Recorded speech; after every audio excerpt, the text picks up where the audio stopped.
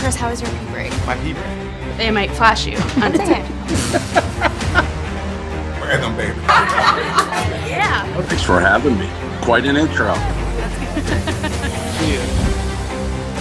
Let's address the elephant in the room.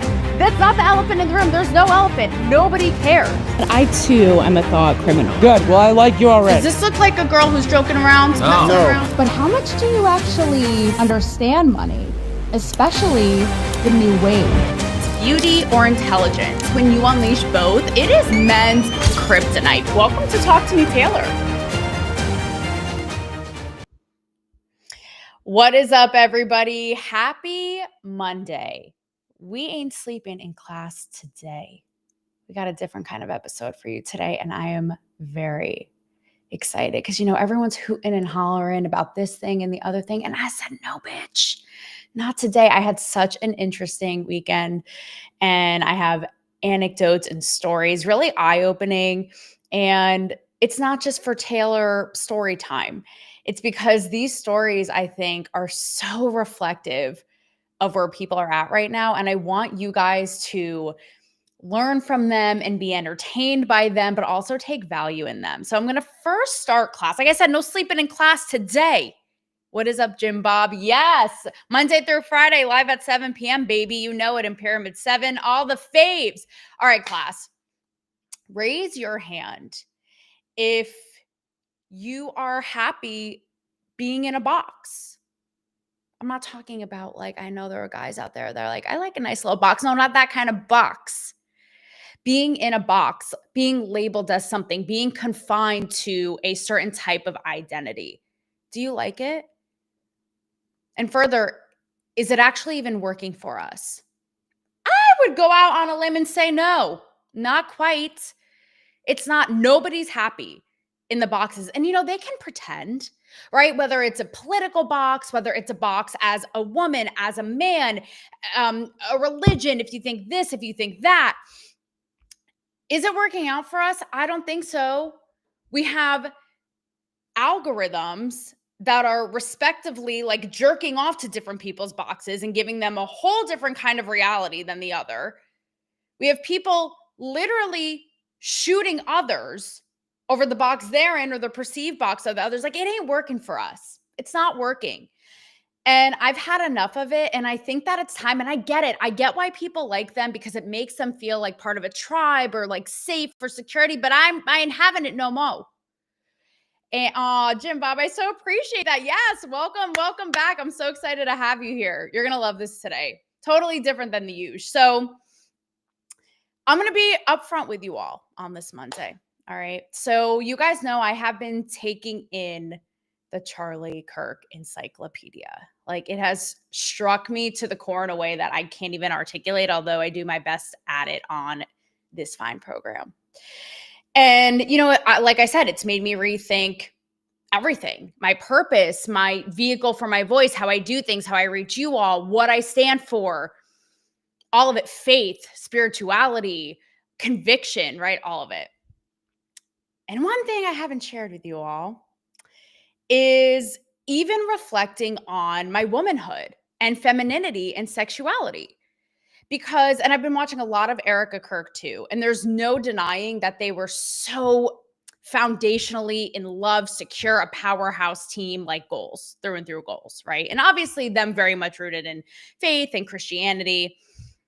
But I've been taking a lot of it in, and what they would preach quite literally about masculinity and femininity and marriage and, you know, holy matrimony and all of it. And there's a part of me that's starting to be like, I'm taking it all in.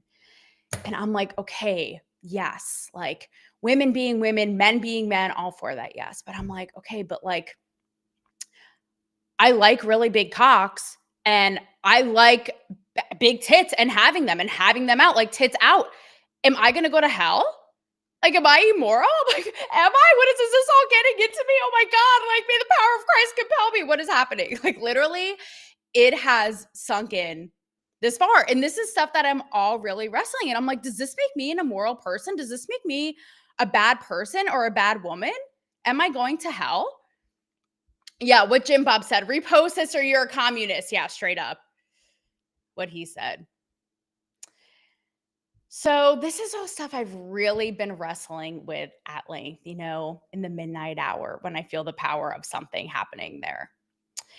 And these two stories from my weekend, I feel like perfectly capture all of this, right? And again, breaking out of those boxes, and I'm going to be real with you guys. I know that I'm very much a break out of the box type of gal. I preach it. I'm all about it, but I too even struggle with it. Sometimes I want to like wiggle back into it because it's safe.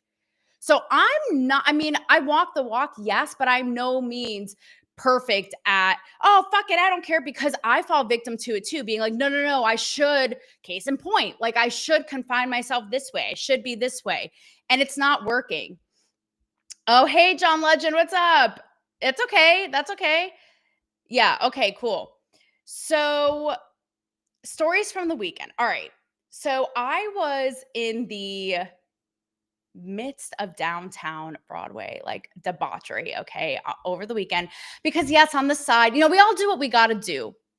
And until this is Joe Rogan level, which it will be, you know, we all got to do our shit. So over the weekend, I was working for a whiskey brand. You know, the girls in the brand uniforms, like passing out shots and drinks to get the brand awareness going. Yeah, I was doing that on Broadway over the weekend. All right. It'd be like that. What can I say? So on Saturday, after I was done with my shift, it was the Penn State Oregon game. I don't want to talk about it. I'm going to say, you know what? It's okay. It's all right. It was the Charlie Kirk effect. I'll let it slide this one time. Right. But I've been deep in my feelings lately. You guys know I've been going through it. I've been trying to navigate and just trying to sort shit out. So I said, you know what? I'm going to go watch my boys. I'm going to go watch my Penn State. I'm going to go to a local bar. I'm going to have my whiskey neat. And I don't want anyone to fucking bother me. And I'm just going to go and do my thing and watch my guys. And that's what I'm going to do. I'm going to take a load off and just process life. And that's what I'm going to do. So I get to the bar and it's early, right? It's early bird special. It's Saturday. It's like 5:30. It's still light out. There aren't that many people. And I walk in, there's a few people sprinkled here and there. And I see a group of like 7 to 10 guys. And me, okay, if you know, because I like to carpe diem, get the best out of life. So I'm kind of like, sir, because I purposely, it was a gorgeous day here. And I was like, it was a bar that was half in, half out. I was like, I want to be a little outside, a little in. The bar felt like crowded and dark. I tell you this because I was kind of walking back and forth, scouting out my perfect spot. Like, if you know, you know, it's just a Taylorism. Like, I like to have an experience, you know, I didn't come to play. So and the Tennessee game is on. So I keep walking back and forth in front of these group of guys. And I'm like, I feel like I'm probably annoying the fuck out of them, but I got to find my perfect seat. So sure enough, I find a seat that I like, but they're kind of half using it. It's like this big round table, but it was exactly what I wanted, you guys. It was like half out, half in. I get my view of the game. Like I got it all going on. I get my whiskey neat. I'm set up. So I go over and I'm like, do you guys care if I share this table with you? And they're like, no, not at all. And I make a joke, like, are your invisible friends coming or like what's going on? So I come and sit. I got my whiskey neat. And soon enough, one by one, they each come up and kind of start like talking to me, making small talk. Okay. Hey, what up, Anas?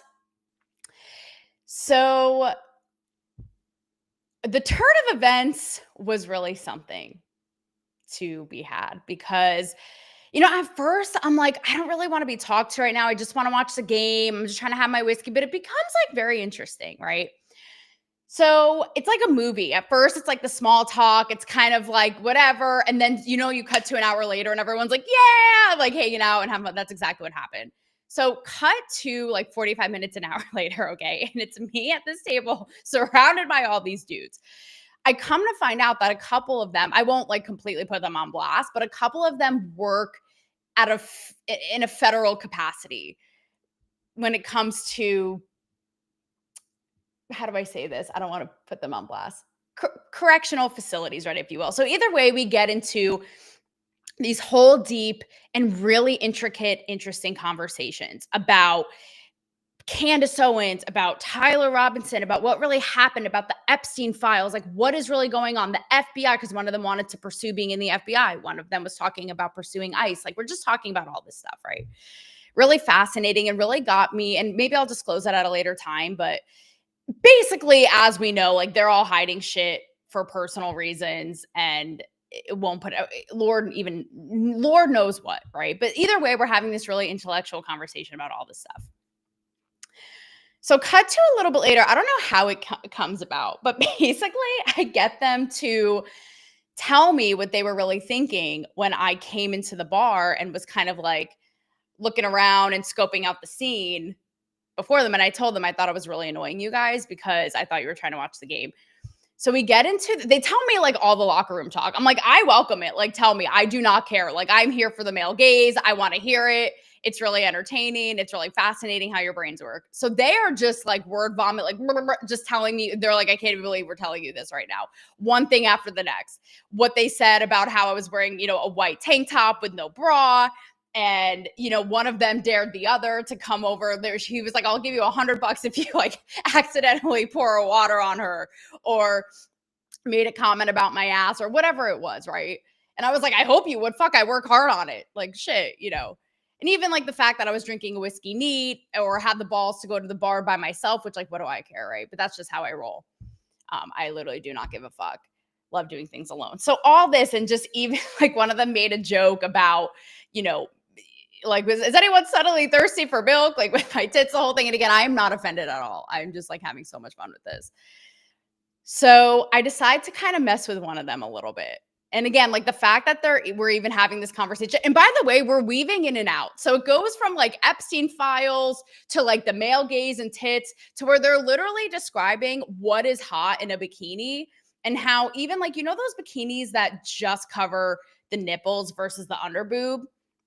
I'm getting the whole anatomy. Like literally, I basically needed a pie chart of what guys find hot and why the under boob, even though it shows less, is hotter. Cause they're like, we can then picture the whole shape of the boob. Like I was just like, the way men's brains work is just really something, right? And I even tell them too of like, I told them all about Sex Goddess Body and my body transformation journey. And we start getting in the technicality of like macros and protein and working out 2 hours a day and training and all this. And I'm showing them, you know, before and after pics. And I tell them how I started in that process and in that journey started going braless.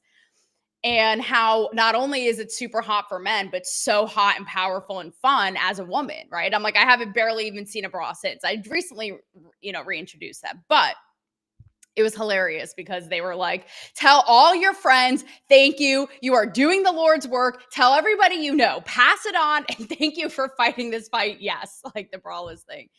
So I decided to mess with one of them a little bit. And I'm sitting right next to him. And again, everyone's around the table, but everyone's kind of off in their little side combos. And I kind of like mess with him, like egg him on, like dare him, right? It's like middle school. And I was like, you know, we're right here in front of all your friends. I was like, you can squeeze one if you want. You want to squeeze it. And he literally stands there immobile like a statue. He's literally like debilitated like this. And he goes to the bathroom. So I'm just having so much fun with all of this, right? And just how much fun, again, to weave between such polar opposite topics. He comes back and he's like, you know, I went to the bathroom and I told one of the other dudes how you kind of dared me to feel one of your tits. And he starts slapping himself like this, right? And he's like, and I just was an idiot. It was like a statue and just stood there and I should have seized the moment. So I was like, it's fine. Just go ahead. Go ahead. It's okay. Even if someone sees, go ahead. He literally, you guys, he's like this, okay? He like a middle schooler, petrified, like he was dared on the back of the school bus. He's looking, I'm sitting next to him. He's looking straight ahead like this, and he goes, it takes it off. Like it's like 2 seconds. It's like the 1 second rule, 5 second rule. It's like touch it, and it goes like this. So I egg him on some more. I'm like, oh, well, that's it? Like, it's all you got? So he goes like this, puts it back on, like literally holds it for 1.5 milliseconds longer, and then takes it off. And I was just absolutely cracking up. Like I was just having so much fun messing with them and like asserting my power in this way, right? Again, like bringing it both together and bringing it all together. So we all end up having a really great time, and they end up going and leaving. And I kind of like fuck with that one. I'm like, too bad. I was like, you never know what the right one feels like, and it's the bigger one. So he was like, oh my God. So it was just a blast. One of them ended up texting me the next day, like, whenever you're in town, we have to talk. There's more conspiracy theories we can unravel and get into and all this. So I tell you this story because A, it's really entertaining, but B, it really shows you. I really want you guys to see how, again, at first glance, right, how we judge people. So I see this group of guys and I'm thinking like, I don't know, they're on a bachelor party. Are they like fratty? Are they this? Are they that? Are they these like highbrow, federal government workers? Like we just judge. And how eye-opening and how liberating to do just that, to encompass all of it and to break out of these boxes. And it's almost like, and my next story gets into it, maybe even on the next level of this, but that it's okay for men to be men. Like it's okay for them to be like, yes, please spread the sermon of not wearing bras. Thank you and good day very much, right? Like it's okay. And for women, and this is what I want to teach you, that you have this power, and I'm going to teach you and show you exactly how to use it because you should. And overall, what a like inspiring experience to have. It's like both parties are like tapped into and having fun with something so primal, their sexuality, while also being enlightened about heavy topics going on and what's the secrecy of government and like just opening our minds, right? And having this like really intellectual discourse, like, and I think again, it's just breaking out of the boxes. And it just shows me, even like with this random group of bachelors at a bachelor party, how people, and some of them were married, some of them weren't, none of them were like weird or out of line. Like we had such a good time, but it just shows you like how badly people want to be out of these boxes and how real that is and how it's not represented anywhere. What we see again is like the extremes in camps. I don't even want to say both sides, so to speak.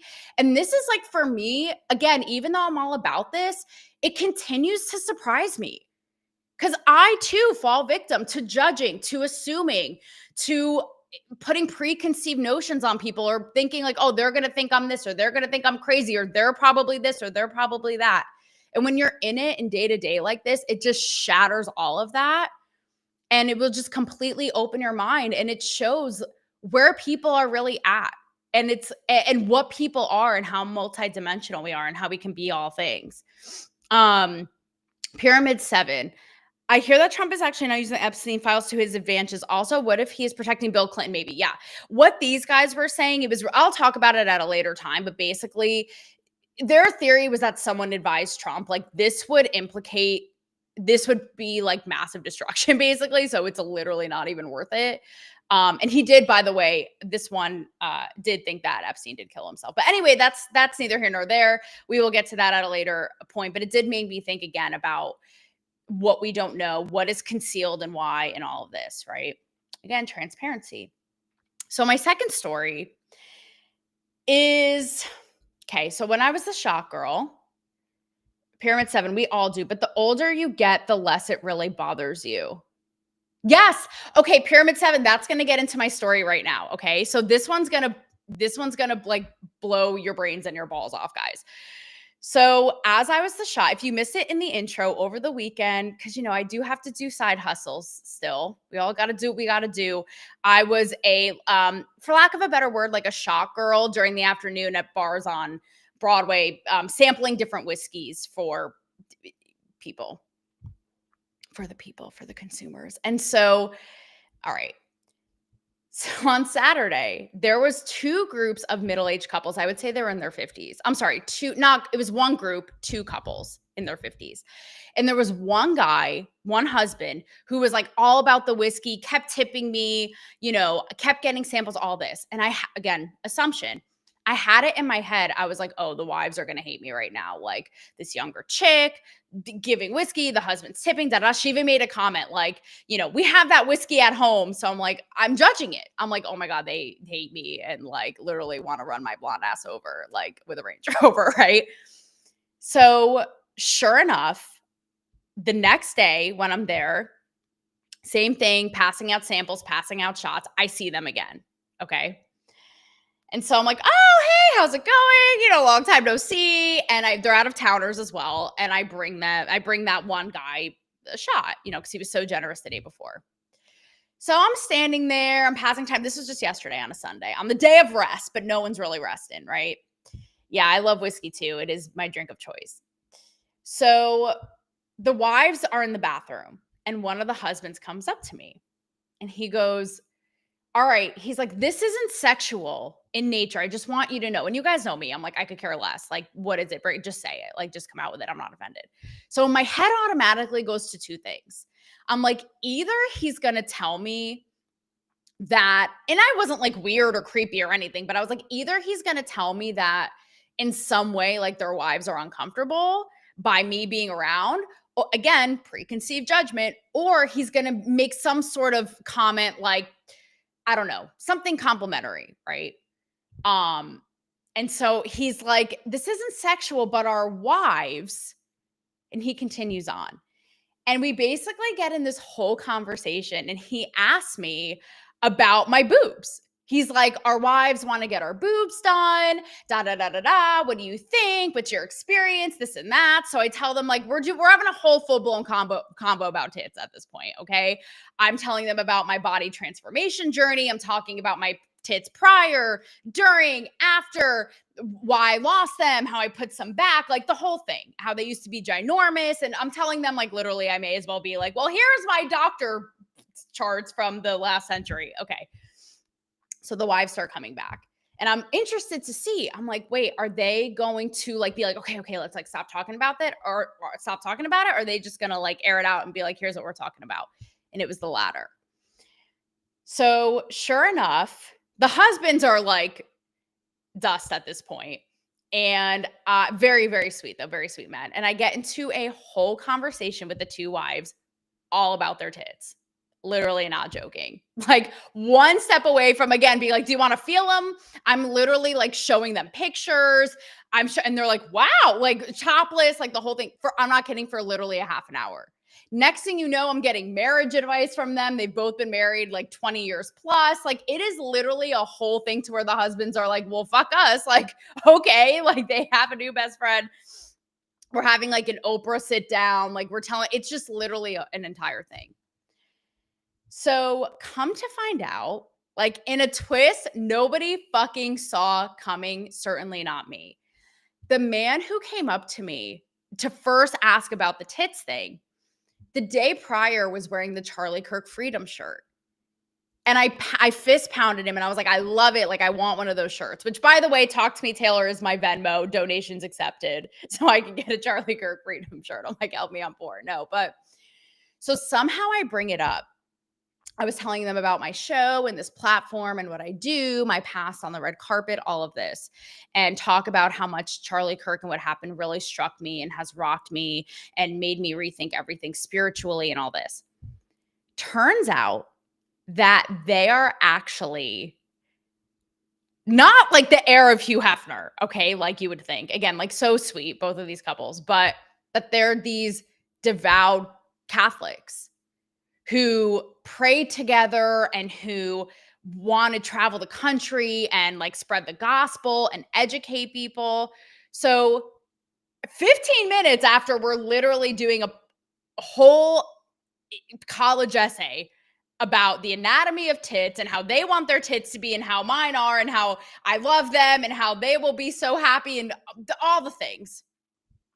We're literally talking about the teachings of Catholicism. And I was telling him how ever since this happened with Charlie Kirk, it's just made me rethink everything. Like I started going to temple. I'm becoming more acclimated with the Bible.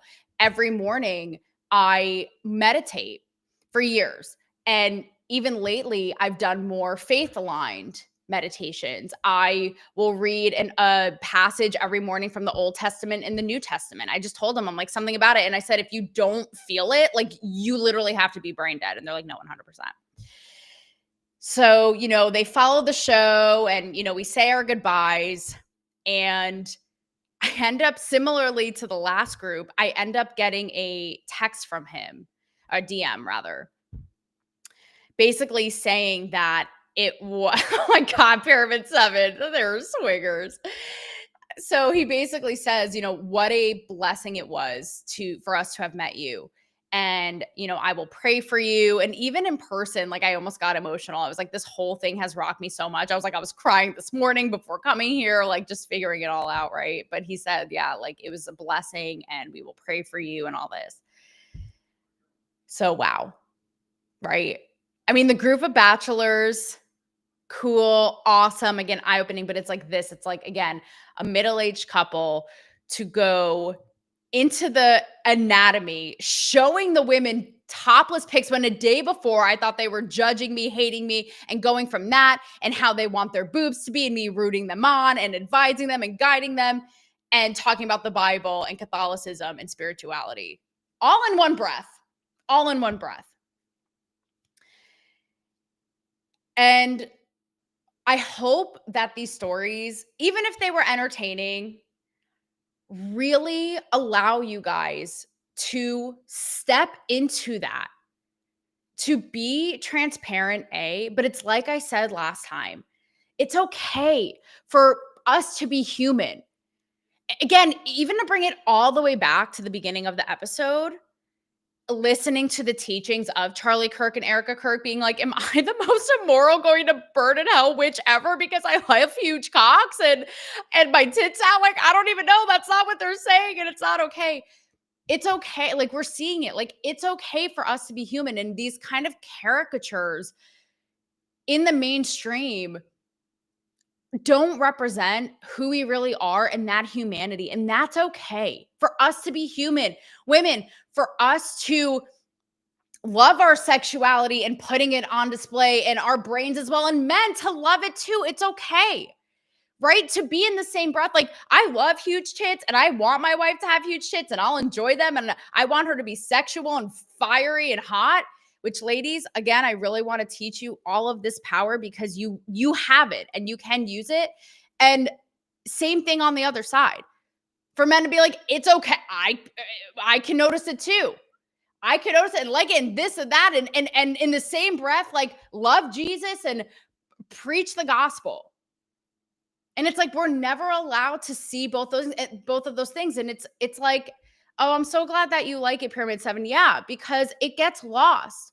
And nobody wants to be in these boxes. Like everyone's just itching and dying to get out. Bill Maher, Whitney Cummings, Andrew Schultz. It's like, can you not speak for me? Can you not sort of reduce us to the confines of this caricature, this cartoon, and what that has to be? Or that this is moral and this is right, or this is immoral and this is not, like, just all of it.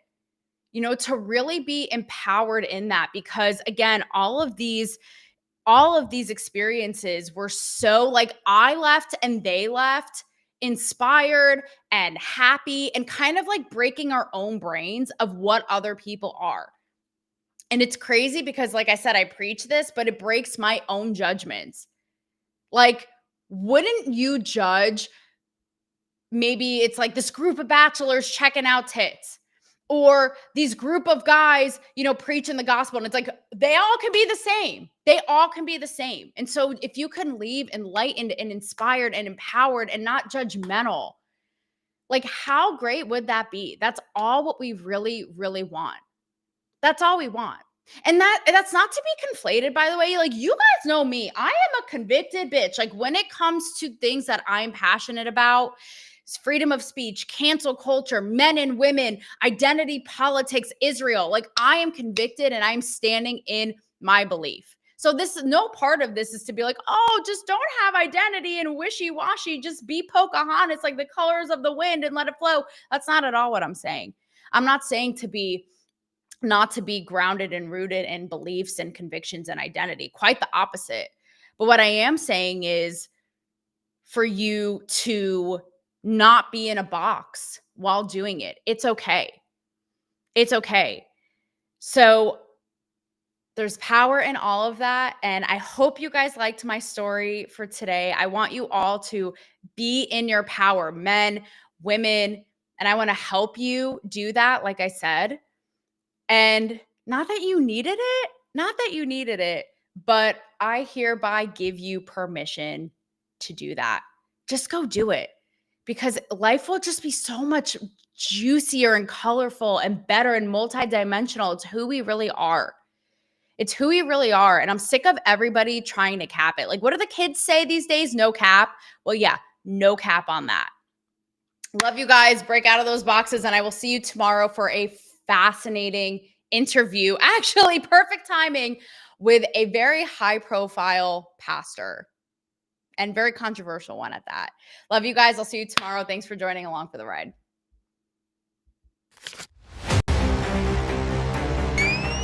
Chris, how was your pee break? My pee break. They might flash you on the tip. Random baby. Yeah. Thanks for having me.